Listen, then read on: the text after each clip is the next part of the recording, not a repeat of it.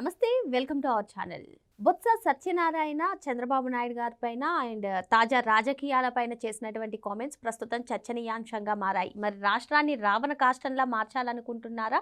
పోలీసులు దగ్గరుండి మరి అంబటి రాంబాబు ఇంటిపైన దాడి చేయిస్తారా అంటూ చేసినటువంటి కామెంట్స్ని ఏ విధంగా చూడాలి? దీన్ని విశ్లేషించడానికి మనతో పాటుగా ఉన్నారు ఏపీ ఖమ్మ కార్పొరేషన్ డైరెక్టర్ అర్స్మెల్లి శ్రీనివాస్ గారు. నమస్తే సార్. నమస్కారం. బొత్స సత్యనారాయణ గారు అంటే తాజా రాజకీయ పరిణామాలు మనం చూస్తూ ఉన్నాము. అటు అంబటి రాంబాబు ఇంటిపైన, ఇటు జోగి రమేష్ ఇంటిపైన దాడులు జరిగాయి. వారు అనుచిత వ్యాఖ్యలు చేసినందుకు గాను. దానిపైన బొత్స సత్యనారాయణ స్పందిస్తూ అసలు రాష్ట్రాన్ని రావణ కాష్టంలా మార్చేస్తున్నారా?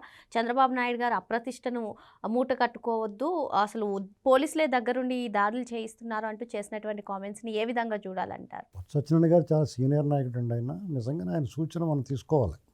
ఎందుకంటే వారు చాలా పెద్ద మనిషి. కళింగాంధ్ర అంటే ఇదివరకు ఉత్తరాంధ్ర అనేవారు, కానీ నేను కళింగాంధ్ర అంటున్నాను. అంటే కళింగ అని అంటే ఒక డైనాసిటీ. వాళ్ళందరూ కూడా కళింగాంధ్రగా చెప్పుకోవడానికి ఇష్టపడుతూ ఉంటారు. కళింగాంధ్ర ఆ 3 జిల్లాల్లో కళింగాంధ్రలో ఆయన మంచి చాలా సీనియర్ నాయకుడే.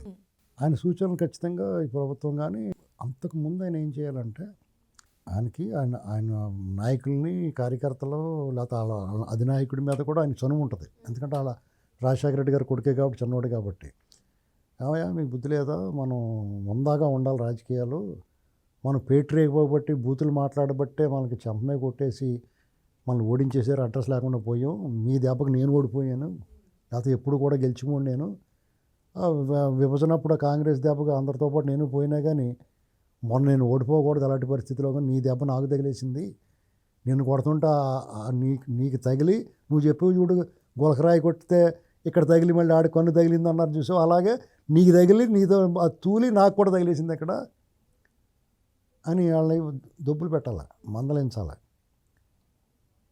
ఆ పని ముందు చేయాలి అతను. ఆ ముక్క నేను అడక్కముందు చెప్పాలంటాడు రాఘగోపాల్ గారు. అలాగా ఈ ముక్క వీళ్ళకి తనకముందు చెప్పాలి నువ్వు. బొత్స వచ్చినట్టు అన్నిటికన్నా ముఖ్యంగా మీరు ప్రెస్ మీట్ పెట్టినప్పుడు ఆ పక్కన తెలుగు మాట్లాడి కూడా పెట్టుకుని మీరు మాట్లాడిన దాన్ని తర్జుమా చేసి చెప్పాలి. మీరు చెప్పిన సరిగ్గా అర్థమవక వీడు వేరే అపార్థం చేసుకుంటారు కూడా. మీరు ఎవరిని మందలించారో తెలియదు, చంద్రబాబు గారిని మందలించారో లేకపోతే జగన్మోహన్ రెడ్డి మందలించారో, ఎవరికి సూచన చేశారో అర్థం అవ్వాలి అందరికీ. మీరు చెప్పింది యాక్ట్ ఎలాగుంటుంది?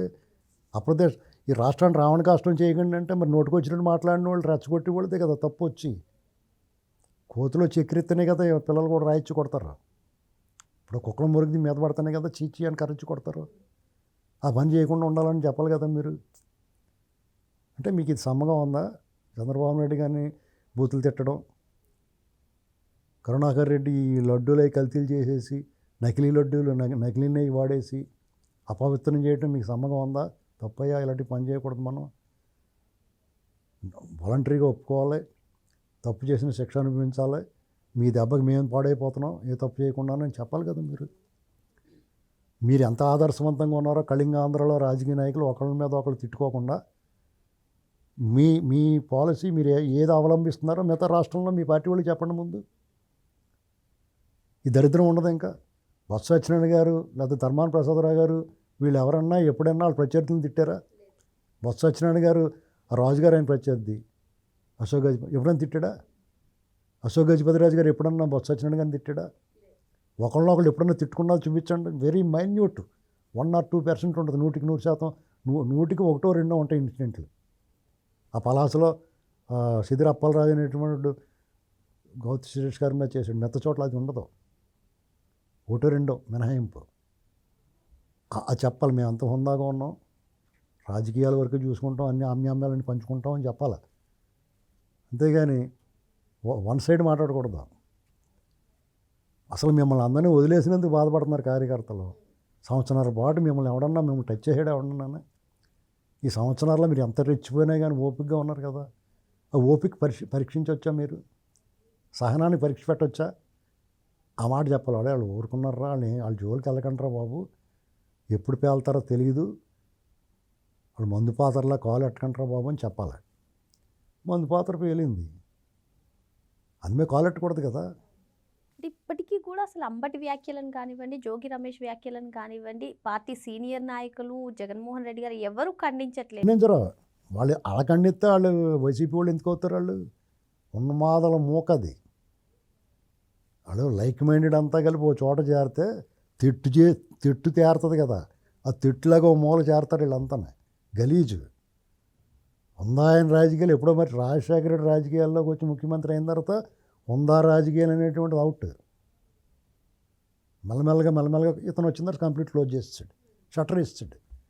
ఇక అంతా కక్ష రాజకీయాలు, బూతులు, నీ అమ్మ నీ యొక్క ఇయ్యే దొంగతనాలు, అవినీతి అన్నిటిలో కొత్త వరడు సృష్టించాడు. Trend setter. బూతులు మాట్లాడించడంలో, దాడులు చేయడంలో, అవినీతిలో, మద్యం స్కాములు, ఇలాంటివన్నీ కొత్తదాన్ని. ఆఖరి తిరుమల తిరుపతి దేవస్థానాన్ని కూడా ఫస్ట్ ఏ పాలు కూడా చేయలేదు.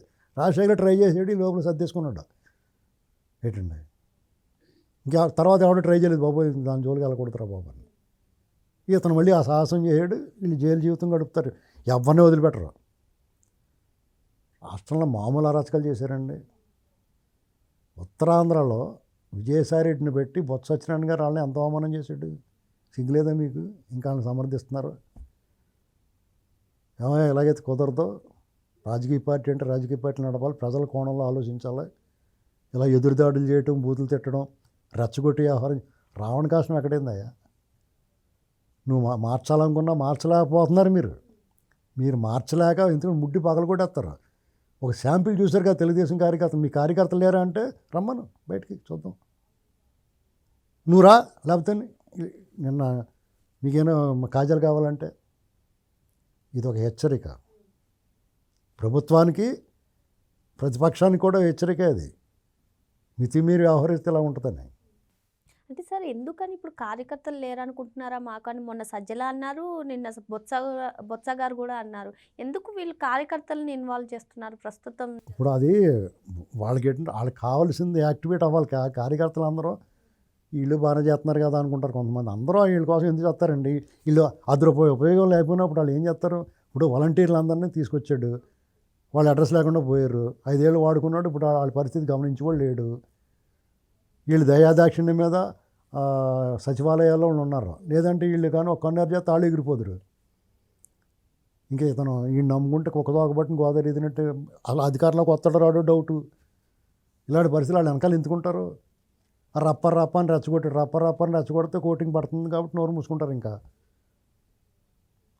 మేము పోయిన వాళ్ళు పోగా మేజవాడి బృందం వాళ్ళందరినీ కేసులు నమోదైపోతున్నాయి. ఇప్పుడు చంద్రబాబు గారు ఇప్పుడు ఊరుకోడు.